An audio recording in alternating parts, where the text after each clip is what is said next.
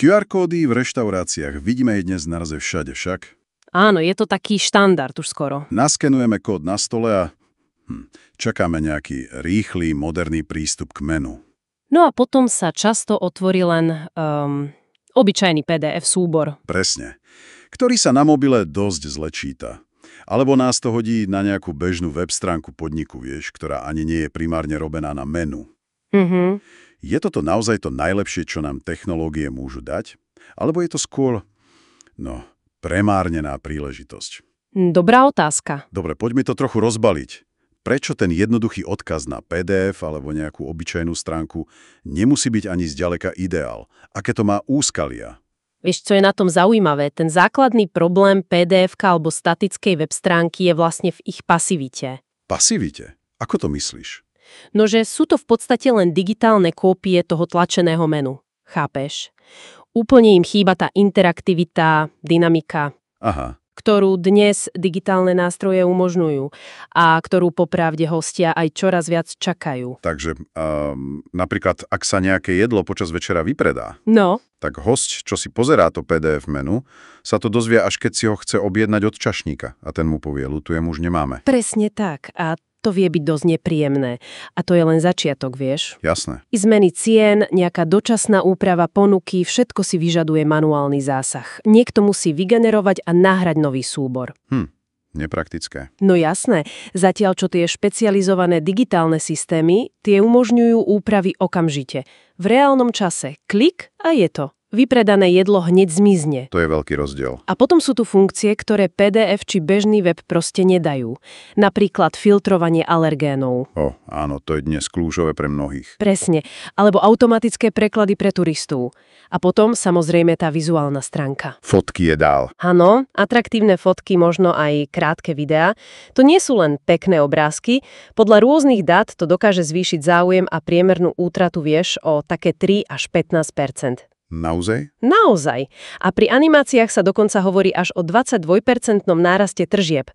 Ľudia proste jedia očami. Robia rozhodnutia vizuálne rýchlo. A to statické PDF alebo tá obyčajná stránka toto ignorujú? Presne. A web stránka často ani nie je dobre optimalizovaná pre mobil. Zle sa to číta, pomaly sa to načítava. To mi pripomína tie príklady z praxe, čo sme počuli.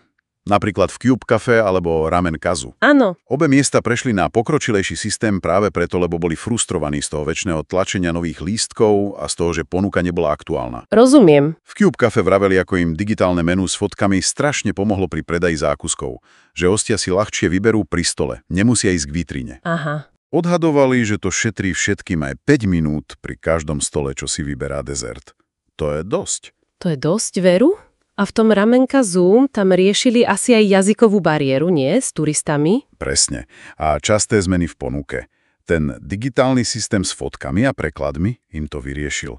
A tiež spomínali úsporu času personálu. Už nemusia lietať s listkami, čistiť ich, vysvetľovať. Jasné. Čiže ak to spojíme s celkovým obrazom, ono to nie je len o pohodlí však? Asi nie. Podniky, ktoré majú len to základné riešenie PDF alebo link na web, vlastne prichádzajú o veľa. Je to taký ten strach z premeškania, FOMO. A FOMO v gastre. V podstate áno. Jeden zdroj dokonca uvádza, že taká neohrabená digitálna prezentácia môže znamenať stratu až 30% zákazníkov. Wow, to je veľa. A prichádzajú aj o konkrétne úspory. Na tlači to môže byť ročne, povedme, 450 až 600 eur. To nie je málo. Plus efektivita.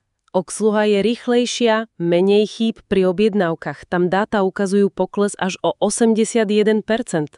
O 81%? To je obrovské číslo. Veru. A samozrejme prichádzajú aj o dodatočné tržby z lepšej prezentácie, z ľahšieho doobjednávania a o spokojnosť hostí. Až 84% ľudí podľa prieskumov oceňuje moderné interaktívne menu. Čiže vlastne dávame hosťom ten QR kód, ten moderný nástroj, ale potom im nedáme možnosť ho poriadne použiť. Presne tak. Tie PDF-ka a statické weby sú len pasívne zobrazovače. Nedá sa tam filtrovať, pozerať detaily, fotky, overiť si, či to jedlo vôbec majú. Nič toho. A to v dobe, keď ako hovoríš, ľudia chcú pozerať menu na mobile, vraj až 78% hostí to preferuje a čakajú práve tú interaktivitu. Presne. Očakávajú viac. Čo to teda všetko znamená? Vyzerá to tak, že QR kód je len brána, ale to, čo je za ňou, rozhoduje. Áno. Odkaz na statické PDF alebo obyčajnú web stránku je síce krok od papiera, ale asi stále dosť ďaleko od toho, čo technológie vedia ponúknuť. Trochu ako mať najnovší mobil a len volať a písať SMS-ky. Pekné prirovnanie. Možno taká myšlienka na záver. Toto vyvoláva dôležitú otázku, nie? Akú? Aký signál vlastne podnik vysiela hosťom, keď im po naskenovaní QR kódu dá len statický neinteraktívny dokument, alebo web, čo sa zle používa na mobile? Ako to ovplyvní ich vnímanie tej značky, tej modernosti, tej starostlivosti ešte predtým, než vôbec ochutnajú? Dobrý bod. A aký kontrast to vytvára oproti podniku, ktorý im dá dynamický systém, čo im reálne pomôže, uľahčí výber, možno ich aj inšpiruje vizuálne. Vieš, ten prvý dojem, ten je kľúčový.